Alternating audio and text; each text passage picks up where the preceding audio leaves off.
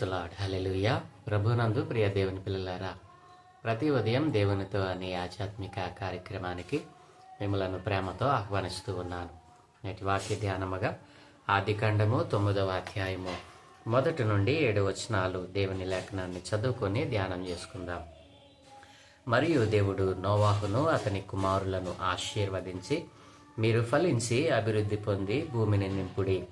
మీ భయమును మీ బెదురును అడవి జంతువులన్నిటికీ ఆకాశ పక్షులన్నిటికీ నేల మీద పాకు ప్రతి పురుగునకును సముద్రపు చేపలన్నిటికీ కలుగును. అవి మీ చేతికి అప్పగింపబడి ఉన్నవి. ప్రాణము గల సమస్త చరములు మీకు ఆహారమగును. పచ్చని కూర మొక్కలనిచ్చినట్లు వాటిని మీకిచ్చి ఉన్నాను. అయినను మాంసమును దాని రక్తముతో మీరు తినకూడదు. రక్తమే దాని ప్రాణము. మరియు మీకు ప్రాణమైన మీ రక్తమును గూర్చి విచారణ చేయుదును. ప్రతి నరుని ప్రాణమును గూర్చి వాని సహోదరిని విచారణ చేయుదును. నరుని రక్తమును చిందించు వాని రక్తము నరుని వలననే చిందింపబడును. ఏలయనగా దేవుడు తన స్వరూపమందు నరుని చేసెను. మీరు ఫలించి అభివృద్ధి నొందిడి. మీరు భూమి మీద సమృద్ధిగా సంతానము కని విస్తరించుడని వారితో చెప్పెను. ఆమేన్. ప్రభునందు ప్రియ దేవుని పిల్లలారా, చదవబడిన లేఖనము నిమిత్తమై ప్రార్థన చేద్దాం. సకలాశీర్వాదములకు కారణభూతుడైన తండ్రి, మా మంచి దేవ, మీ ఘనమైన ఉన్నతమైన నామానికి స్తోత్రాలయ. ఏ మంచి లేని మా జీవితంలో మరొక నూతన దినాన్ని అనుగ్రహించినందుకే స్తోత్రాలు. అంతేకాదయ్యా, మా జీవితంలో ఈ నూతన సంవత్సరంలో 2 మాసములను మేము ముగించుకొని 3వ మాసములో అడుగు పెట్టడానికి కృప చూపినందుకే స్తోత్రాలు. తండ్రి, గతించిన 2 మాసములలో మేమేమైనా తప్పులు చేసి ఉంటే, అయా మీకు విరోధమైన కార్యములు, తలంపులు, ఆలోచనలు కలిగి ఉంటే, దయతో ఈ నూతనమైన 3వ మాసములో వాటిని విడిచిపెట్టి మీ సన్నిధిలో మేము తగ్గించుకున్న వారమై మీ వాక్యానుసారమైన జీవితము కలిగి జీవించే భాగ్యము నాకు, మా అందరికీ అనుగ్రహించమని చదువుకున్న ఈ లేఖన భాగాన్ని మా కొరకు దీవించండి. ఈ లేఖన భాగంలో నుండి కొన్ని ఆత్మీయ పాఠాలు మీరే మాకు బోధించి నేర్పించమని యేసయ్య నామమున అడుగుచున్నాము తండ్రి. ఆమేన్. ప్రభునందు ప్రియ దేవుని పిల్లలారా, జల ప్రళయము తరువాత దేవుడు నోవాహును అతని కుమారులను దేవుడు ఆశీర్వదించాడు. ప్రియ దేవుని పిల్లలారా, మొదటి కుటుంబాన్ని దేవుడు ఆశీర్వదించి, మీరు ఫలించి అభివృద్ధి పొంది భూమిని నిండించి దానిని లోపరుచుకొనడి అని ఆశీర్వదించాడు. ఆ తరము భూమి మీద విస్తరించి, మరి ఆ యొక్క తరమంతా దేవునికి వ్యతిరేకంగా తిరిగినప్పుడు, వారి పాపములు దేవుని సన్నిధిలో పరిపూర్ణమైనప్పుడు దేవుడు వారి మీదకి తన ఉగ్రతను కుమ్మరించాడు. జల ప్రళయము ద్వారా భూమి మీద ఉన్న సమస్త జీవులను ఆయన లేకుండా చేశాడు. ప్రియదేని పిల్లారా, అయితే ఆ కుటుంబంలో ఆ యొక్క జల ప్రళయంలో భూమి మీద ఒక కుటుంబాన్ని దేవుడు మరలా ఎన్నుకున్నాడు. ఎందుకంటే దేవుడు అనంత జ్ఞాని. తాను సృష్టిని చేసిన మొదటి దినాన్నే ఆయన ఒక ఉద్దేశాన్ని కలిగి ఉన్నాడు. ఎందుకు సృష్టిని చేశారు? ఆ సృష్టిలో ఉన్నటువంటి సమస్త జీవరాశి ఎవరి నిమిత్తము సృష్టింపబడిందో, ఆ జీవరాశులు, ఆ సృష్టిలో ఉన్న సమస్తము కూడా ఎవరిని మహిమపరచడానికి, ఎవరిని గణపరచడానికి, ఎవరికి మరి మహిమలు ఆపాదించడానికి ఆయన చేశాడు.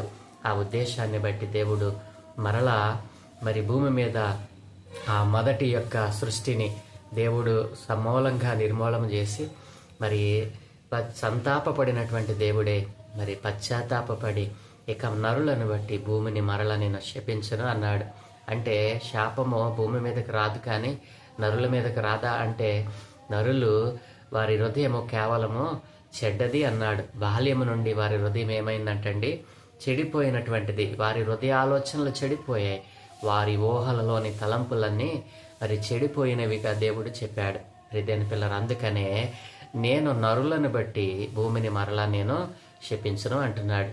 అంటే శాపము నరుల మీద నిలుస్తూనే ఉంటుంది. ఎందుకంటే ఆజ్ఞాతిక్రమం చేసింది ప్రకృతి కాదు, సృష్టిలోని ఏ జీవరాశి కాదు, ఒక్క మానవ జాతే. కాబట్టి ప్రియ దేవుని పిల్లలారా, మన మీద ఉన్నటువంటి ఈ శాపము పోవాలేనంటే సర్వాధికారి అయిన దేవుని మనసు మనం మరి పొందుకోవాలి. అలా పొందుకోవాలి అంటే నిత్యము ఆయన జీవవాక్కును ధ్యానం చేయాలి. ఆయన జీవవాక్కులో ఉన్నటువంటి విలువైనటువంటి లోతైన మర్మములను మనం మరి గ్రహించగలగాలి. ఎప్పుడు మనకు ఈ మనసు వస్తుంది? మనం నిత్యము ఆయనతో అంటుకట్టబడినప్పుడు, నిత్యము ఆయనతో, ఆయన మాట ద్వారా మనం నడుస్తున్నప్పుడు, ఆయన మార్గంలో నడుస్తున్నప్పుడు, మన ఆలోచన ఊహ చెడకుండా, పడిపోకుండా కాపాడుకున్నప్పుడు, ఇవన్నీ మంచి లక్షణాలే. ఇవన్నీ ఎప్పుడు మనకు వస్తాయి? నిత్యము దేవునితో మనం సహవాసం కలిగి ఉండాలి, సన్నిధితో సహవాసం కలిగి ఉండాలి, సేవకులతో సహవాసం కలిగి ఉండాలి. మరి భక్తిలో, విశ్వాస్యతలో దేవుని దగ్గర మనము గోచాడాలి. ఎక్కడైనా పడిపోతామేమో అని చెప్పి భయము కలిగి భక్తిని చేయాలి. ప్రియదేని పిల్లారా, ఆ రీతిగా దేవుడు మొదటి సృష్టిని సమూలంగా నిర్మూలన చేస్తే మరి ప్రచండమైనటువంటి మరి ఆ యొక్క జలప్రళయము ద్వారా మరి నరులతో పాటు భూమి మీద ఉన్న సమస్త జీవులను కూడా ఆయన మరి తీసివేశాడు. అయితే మరి ఒక్క కుటుంబంతో సమస్త సృష్టిని మరలా ఆయన మరి ఇక్కడ ఆశీర్వదిస్తూ ఉన్నాడు. ప్రియదేని పిల్లారా, మరి దేవుడు అంటున్నాడు కదా 9వ అధ్యాయంలో, దేవుడు నోవాహును అతని కుమారులను ఆశీర్వదించి, మీరు ఫలించి అభివృద్ధి పొంది భూమిని నింపుడి, మీ భయమును మీ బెదురును అడవి జంతువులన్నిటికీ, ఆకాశ పక్షులన్నిటికీ, నేల మీద ప్రాకు ప్రతి పురుగునకును, సముద్రపు చేపలన్నిటికీ కలుగును, అవి మీ చేతికి అప్పగింపబడి ఉన్నవి. నా ప్రియ దేవుని పిల్లలారా, దేవుడు మరలా ఈ సృష్టిలోని సమస్తాన్ని దేవుడు మానవులైన నరులైన మనకు మరి అప్పగించి ఉన్నాడు. అవి వాటన్నిటిని మన చేతికి అప్పగించి ఉన్నాడు. ప్రియ దేవుని పిల్లారా, ఈ సృష్టిలోని సమస్తమును మరి నరులకు ఆయన అప్పగించి ఉన్నాడు. ఎంత గొప్ప విషయం అండి! ఈ సృష్టిలోని సమస్తాన్ని ఎవరి తరం చేశాడు, ఎవరి పరం చేశాడు దేవుడు అని అంటే మానవుని యొక్క పరం చేశాడు. ఎందుకు మానవునికి ఈ సృష్టిని అప్పచెప్పాడు? ఈ సృష్టిలో ఉన్న సమస్తము ఆయన చేసిందే కదా. ఆయన దగ్గర ఉంచుకుని మానవుడిని మాత్రమే మరి వదిలేసినట్లయితే బాగుండునా? ప్రియదేని పిల్లరా, ఈ భూమిని సమస్తమును మీరు నిండించండి అన్నాడు, లోపరుచుకొనండి అన్నాడు. ఈ భూమి మీద విస్తరించమని దేవుని యొక్క ఆశీర్వాదము. ఆ ఆశీర్వాదము, మొదటి ఆశీర్వాదము నిరర్థకము కానేయకుండా ఉండాలని చెప్పే ఆ ఆజ్ఞ, ఆ ఆశీర్వాదము మరి నిరర్థకము అయిపోతుందేమని చెప్పి అలా కాకుండా దేవుడు ఏం చేశాడో తెలుసా? మరలా మరి నోవాహును అతని కుమారులను ఆశీర్వదించడం ప్రారంభించాడు. అంతేకాదు, ఈ భూమి మీద ఉన్న సమస్త జీవరాశులను దేవుడు అన్నాడు కదా, మీ భయమును మీ బెదురును ఈ భూమి మీద ఉన్నటువంటి సమస్త జీవులకు కలుగుతుంది అన్నాడు. అంటే మృగములకు మరి విష జంతువులకు అన్నిటికీ కూడా మానవుని వలన భయం ఎప్పటికీ కలుగుతూనే ఉంది. చూసారా మీరు ఎప్పుడైనా? పాము మరి విషపూరితమైనదే, కానీ అది నరులను చూసి బెదురుతుంది. మరి తను రక్షించుకోవడం కోసం తను చేయవలసిన పనులన్నీ చేస్తుంది. కాబట్టి మరి జలసరాలు మనం చూసినట్లయితే సముద్రపు చేపలు, మరి మనము సముద్రముల నీళ్ళల్లో అడుగు పెడుతుందోటే అవి అలా మరి పారిపోతాం మనం చూస్తూ ఉంటాం. పక్షులు మనల్ని చూసి ఎగిరిపోతూ ఉంటాయి. కాబట్టి ఇవన్నీ ఎక్కడి నుంచి వచ్చాయి? దేవుడు వాటికి ఆజ్ఞాపించాడు, మీరందరూ నరులకు లోబడి ఉండండి, నరులకు మరి మీరు భయపడండి అని దేవుడు ఆజ్ఞాపిస్తే అవి సృష్టింపబడిన దినము నుండి ఈ దినము వరకు అలాగునే దేవుని మాట వింటూ మనకు భయపడుతున్నాయి కదూ. పక్షులు, ఆకాశ పక్షులు, జంతువుల నుండి దేవుడు మనకు ఒక పాఠాన్ని నేర్పిస్తూ ఉన్నాడు. ఏంటో తెలుసా? ప్రియదేని పిల్లారా, నిత్యము నీవు ఏ రీతిగా ఈ భూమి మీద ఉన్న సమస్త జీవరాశులు మరి నీకు భయపడతా ఉన్నాయో వాటిని నీకు అప్పచెప్పిన దేవునికి నువ్వు భయపడవా? ఎంత మరి ఆధిక్యత దేవుడు నీకు ఇచ్చాడు. నా ప్రియ దేవుని పిల్లారా, ఆశీర్వాదము వెంట ఆశీర్వాదం నీకు ఇచ్చే ఈ సమస్త సృష్టిని నీకు దేవుడు అప్పగిస్తే ఆ సృష్టిని చేసిన దేవుణ్ణి మర్చిపోయి నిజ దేవుణ్ణి విడిచిపెట్టి ఈ సృష్టిలో ఉన్న ప్రతి జంతువును, ప్రతి పురుగును, చెట్టును, మరి చతుష్పాద జంతువులను ఆరాధిస్తూ నిత్యుడైన సర్వశక్తి కలిగిన సృష్టికర్త అయిన దేవుని విడిచిపెట్టి నీవు భ్రష్టుడు అయిపోతా ఉన్నావు. నా ప్రియ దేవుని పిల్లలారా, ఆలోచన చేశారా? ఇంత గొప్ప దేవుణ్ణి కలిగి ఉండి దేవుడంటే భయం లేకుండా, దేవుడంటే భక్తి లేకుండా, దేవుని మాట అంటే మరి లెక్క లేకుండా బ్రతుకుతూ ఉన్నారు. నా ప్రియ దేవుని పిల్లరా, దేవుని ఆశీర్వాదము నీ ఇంటిలో నీ మీద పనిచేయటం లేదంటే ఏంటి కారణం? నీవు దేవునికి లోపడటం లేదు. దేవునికి వ్యతిరేకమైన ఆలోచనలు, తలంపులు నిత్యము నీవు లేచిన దగ్గర నుంచి నీవు పండుకునేంత వరకు నీ కోసమే ఆలోచిస్తూ ఉన్నావు. దేవుడు ఏం చెప్పాడో దానిని తలంచటం లేదు. నీవు, నీ పిల్లలు, నీ కుటుంబము, నీకు కలిగిన యావత్తును చూసి మురిసిపోతా ఉన్నావు. ఒకనొక దినాన దేవుడు ఈ సృష్టికి ఆజ్ఞాపిస్తాడు, ప్రకృతికి ఆజ్ఞాపిస్తాడు, అవన్నీ నీ నుండి దూరం చేసే రోజు మరి ఒకటి ఉంది కదూ. కాబట్టి ప్రియదేని పిల్లరా, ఆనాడు దేవుడు మరి సమస్త పశువులను, పక్షులను, మరి జలచరములను అన్నిటినీ కూర మొక్కలు మీకు ఎలా ఇచ్చానో వాటన్నిటిని మీకు అప్పగించాను. అవి మీ భయము వలన, మీ బెదురు వలన, మరి మీ బెదురు, మీ భయం వాటికి కలుగుతాయి అని చెప్పి దేవుడు వాటికి ఆజ్ఞాపించాడు. అవి దేవుని మాట విని ఇప్పటికీ మనకు భయపడుతూనే ఉన్నాయి. మరి ప్రియదేని పిల్లరా, మరి వాటిని మనకు అప్పగించినటువంటి ఆ సర్వాధికారి అయిన దేవునికి నీవెందుకు భయపడటం లేదు? దేవుడు ఆశీర్వాదం వెంట ఆశీర్వాదం ఇచ్చి, దేవుడు భూమిని నిండించమని, దాన్ని లోపరుచుకోమని, మీరు ఫలించండి అయ్యా, అభివృద్ధి పొందండి అయ్యా, నేను ఆశీర్వదిస్తానని దేవుడు ఆశీర్వదిస్తే ఆశీర్వాదాలను పోగొట్టుకున్న తరముగా నేటి తరము మనకు కనబడతా ఉంది. నా ప్రియ దేవుని పిల్లలారా, నీవు మాత్రమే మరి సుఖముగా, సంతోషముగా ఉండి నీ పొరుగువాడు ఏడుస్తూ ఉంటే, నీ పొరుగువాడు లేమిలో ఉంటే, కలిమిలో ఉంటే, నీకున్న దానిలో కొంత ఆయనకిచ్చి సహాయం చేయవలసినటువంటి బాధ్యత లేదా? ఇంత అభివృద్ధి నీకు ఎవరిచ్చారు? నీకు నీవుగా తెచ్చుకున్నావా, లేదా పైనుండి నువ్వు పొడతంతో వెనకాల వేసుకుని వచ్చావా? దేవుడు నిన్ను ఆశీర్వదిస్తేనే కదూ. కాబట్టి దేవుడు అన్నాడు కదా, నిన్ను వల్ల నీ పొరుగు అని ప్రేమించు అన్నాడు. ఆజ్ఞను అతిక్రమిస్తూ ఉన్నావు. మొదటి కుటుంబం ఎలాగున ఆజ్ఞాతిక్రమం చేసిందో అది నీ మీద ఎలుబడి చేస్తూ ఉంది. దానిని నువ్వు తీసివేయాలి. నువ్వు తీసివేయాలంటే నీ వల్ల కానే కాదు. మరి ఎలా దానిని తీసివేయవచ్చు? దేవుని దగ్గరికి నువ్వు రావాలి. నీ హృదయం దేవునికి ఇవ్వాలి. నీ హృదయం దేవునికి ఇచ్చినప్పుడు ఆయన నీలోనికి వస్తాడు. నీలో ఉన్నటువంటి ఆ యొక్క శాపాన్ని, ఆ యొక్క పాపాన్ని కొట్టివేస్తాడు. ప్రియదేని పిల్లరా, 2600 సంవత్సరాలకు పూర్వమే ఆ సర్వశక్తి కలిగిన, మరి సర్వేశ్వరుడైన, మరి జీవము కలిగిన, మరి మార్గమై ఉన్న, సత్యమై ఉన్న, జీవము కలిగిన దేవుడు ఈ భూలోకంలో మరి నా రూపంలో, మానవుని రూపంలోనికి ఈ భూమి మీదకి వచ్చాడు. యేసు క్రీస్తు ప్రభుల వారే మరి మన పాపముల నుండి మనల్ని విడిపించాడు, మన శాపమును మరి పోగొట్టాడు. ప్రియదేని పిల్లారా, మరి జంతువులు, మరి పక్షులు ఏ రీతిగా మరి నీకు భయపడతా ఉన్నాయో వాటిని నీకు అప్పచెప్పిన దేవునికి నువ్వు భయపడతా ఉన్నావా? ప్రియదేవుని పిల్లరేక కిందకు మనం చదివినట్లయితే, ప్రాణము గల సమస్త చరములు మీకు ఆహారమగును అన్నాడు. మరి పచ్చని కూర మొక్కలు ఇచ్చినట్లు వాటిని మీకు ఇచ్చి ఉన్నాను. అయినను మాంసమును దాని రక్తముతో మీరు తినకూడదు. మాంసమును దాని రక్తముతో మీరు తినకూడదు. రక్తమే దాని ప్రాణము. మరియు మీకు ప్రాణమైన మీ రక్తమును గూర్చి విచారణ చేదును. దానిని గూర్చి ప్రతి జంతువును, నరులను విచారణ చేదును. ప్రతి నరుని ప్రాణమును గురించి వాని సహోదరిని విచారణ చేదును అంటున్నాడు. ప్రియదేని పిల్లరా, నరునికి ప్రాణము మరి ఎందులో ఉంది? రక్తములోనే. ఆ రక్తమును గురించి దేవుడు లెక్క అడుగుతానంటున్నాడు. మరి నరుని చంపిన జంతువుని కూడా దేవుడు లెక్క అడుగుతానంటున్నాడు.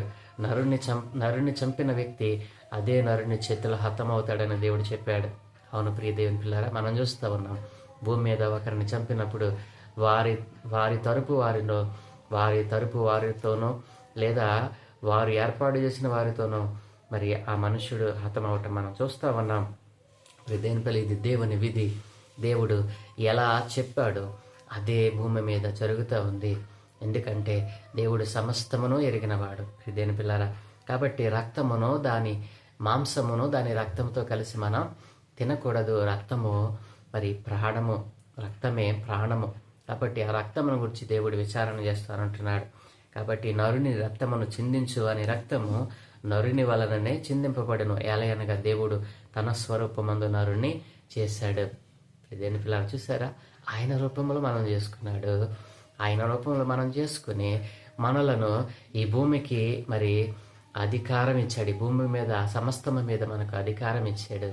అలాంటి గొప్ప దేవుని యొక్క మరి సర్వశక్తిని మనం ఆశ్రయించకుండా ఈ రోజున ప్రతి చిన్నదానికి మరి మహిమ లేనటువంటి వాటికి మహిమను ఆపాదిస్తూ దేవుని నామాన్ని మనం ధిక్కరిస్తూ ఉన్నాం.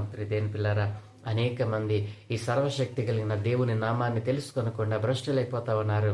ఈ సృష్టిలోని సమస్తాన్ని దేవుడు మనకు అప్పచెప్తే వాటిని దేవుళ్ళుగా పూజిస్తూ భ్రష్టులైపోతా ఉన్నారు. వారందరికీ సత్యాన్ని తెలియజేయవద్దా?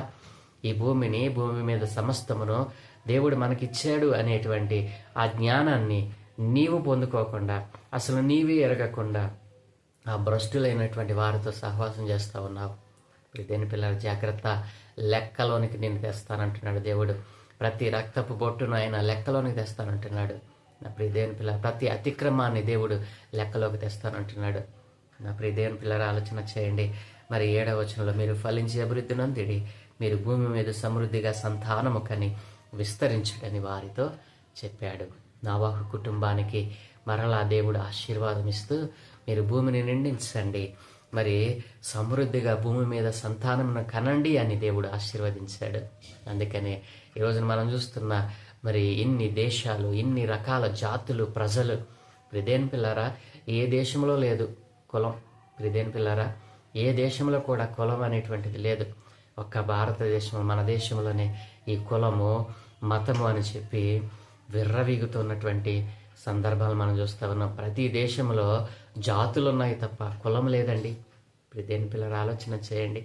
ఈ కులము ఆ కులం అని చెప్పి మరి కొట్టుకు చేస్తున్నటువంటి దేశం ఏదైనా ఉందంటే అది మన దేశమే కాదు. కాబట్టి మన దేశంలో ఉన్న ఈ కుల వివక్ష పోవాలి. మనందరము ఒక జాతి నుండి ఉద్భవించామని, మనందరము ఒక్క కుటుంబంలో నుండి, ఒక్క జాతిలో నుండి వచ్చాము అని ప్రపంచమంతా, మన దేశమంతా తెలుసుకునేలాగా ప్రార్థన చేద్దాం. మన భారతదేశం రక్షింపబడాలి. మన భారతదేశంలో ఉన్నటువంటి ఈ కుల వివక్ష, మరి కులంతో కూడినటువంటి ఆ కక్ష, ఈర్ష్య అనేటువంటిది, మతం అనేటువంటిది మాసిపోవాలని, అందరూ ఒక్కటే, అందరూ ఒకే జాతి, మనందరం ఒకే జాతి, ఒకే దేవుని వలన నిర్మింపబడిన వారము, పుట్టింపబడిన వారమని మనందరము కలిసి మరి ఒకే ఒక దేవుడు, సర్వాధికారి అయిన దేవుడు, సృష్టికర్త అయిన దేవుడు, ఆ సర్వేశ్వరుని మనం మరి ఆరాధించేటువంటి ఆ దినం కోసం ప్రార్థన చేద్దాం. ప్రియదేని పిల్లారా, దేవుడు ఏ రీతిగా మరి భూమిని సమస్తము మనకు అనుగ్రహించాడో, మరి భూమిలోని సమస్తము మరి మన వలన ఎలాగున భయపడతా ఉన్నాయో వాటిని మనకు అప్పచెప్పున దేవునికి కూడా మనం భయపడాలి కదూ. అలాంటి భయము, భక్తి కలిగిన వారమై మనం భూమి మీద మరి ఈ కొద్దిపాటి జీవితాన్ని మనం జీవిద్దాం. దేవునికి ఉపయోగపడే పాత్రలుగా మారుదాం. దేవుడు మనలను అలాగున దీవించునుగాక. ఆమేన్. ప్రార్థన. దయగలిగిన మా ప్రియ తండ్రి, గొప్ప దేవ, నా జీవితంలో 2 మాసములు గతించి 3వ మాసంలో అడుగు పెట్టడానికి కృప చూపావు నాయన. ఈ దినాన్ని చూడలేని వారు అనేక మంది రాలిపోయారు, భూమిలో నుండి గతించిపోయారు నాయన. అయినా భూమిని సమస్తమును మాకు అనుగ్రహించావు. ఈ భూమి మీద మేము జీవించే కాలము అల్పమైనదని, ఈ భూమి మీద మా యొక్క ప్రయాణము చాలా స్వల్పమని ఎరుగక, ఆయన పుట్టినది మొదలు, ఆయన లేచినది మొదలు, అయ్యా ఎవరిని మరి సంహరించుదమా, ఎవరిని త్రొక్కివేయదమా, ఎవరిని అణిచివేయదమా అని చెప్పి తమ్మును తాము హెచ్చించుకోవటానికి, తమ్మును తాము అయినా హెచ్చులోనికి తెచ్చుకోవటానికి ప్రయాసపడుతున్న మానవులతో మీరు మాట్లాడారు నాయన. అయా భూమిని సమస్తమును మాకు అనుగ్రహించారు నాయన, సృష్టిలోని సమస్తమును మాకు అనుగ్రహించారు. మా భయము, మా బెదురు వాటికి మీరు పుట్టించారు నాయన. ఆయన వాటిని మాకు అప్పచెప్పిన మిమ్మల్ని మేము అయా సరిగా ఆరాధించలేకపోతా ఉన్నాం, మిమ్మల్ని గనపరచలేకపోతా ఉన్నాం, అసలు మిమ్మల్ని ఎరగలేకపోతా ఉన్నారు అనేక మంది నాయన. ఈ రోజున అలాంటి వారు అనేక మంది భూమి మీద బ్రతుకుతూ ఉన్నారు. అయా సృష్టిని పూజించి సృష్టికర్తను ఆయన నిర్లక్ష్యం చేస్తున్న తరం మేము చూస్తూ ఉన్నాం. ఎట్లాంటి తరాలు భూమి మీద ఉండకుండా అందరూ అంతటను సృష్టికర్త అయిన మీ నామముని ఆయన తెలుసుకున్న వారై అంగీకరించి మనస్ఫూర్తిగా మిమ్మల్ని ఆరాధించేటువంటి తరముగా మేము మారటానికి కృప చూపమని అయా మీరు ఆశీర్వదించినట్లుగా భూమి మీద మేము ఫలించి అభివృద్ధి పొందామని ఆయన మిమ్మల్ని మర్చిపోయి మీ యొక్క ఆధిక్యతను, మీ శక్తిని, బలమును నాయన మేము అంచనా వేయకుండా, మీలో నిలవకుండా నాయన లోకము దాని ఆశలతో గతించిపోతూ ఉన్నాం. అనేక మంది తలంపులతో నశించిపోతూ ఉండగా వారందరినీ వారి ఆత్మలను రక్షించమని ఈ రోజున నీ నామ మెరుగిన వారు అనేక మంది ఈ మాటలు వింటూ ఉంటే నాయన వారిలో నూతనమైన ఆలోచన నూతనముగా పుట్టించి మీరే కార్యము చేసి సర్వశక్తి కలిగిన దేవుడవు నీవేనని, ఈ లోకములో దేవుళ్ళు లేరు అని, ఒక్కడే దేవుడు ఆయనే క్రీస్తు ప్రభులు వారని సమస్త సృష్టిని అంగీకరించే భాగ్యము అనుగ్రహించమని ఈ దినమే చేయ పనులన్నిటి మీద మీకు దృష్టి ఉంచి మీ దోతల కాపుదలు అనుగ్రహించి మీరే మహిం పొందుకోమని సమస్త ఘనత మహిమ ప్రభావాలు మీకే ఆరోపిస్తూ యేసయ్య పరిశుద్ధ నామమున ప్రార్థించి వేడుకుంటూ ఉన్నాము తండ్రి. ఆమేన్, ఆమేన్, ఆమేన్.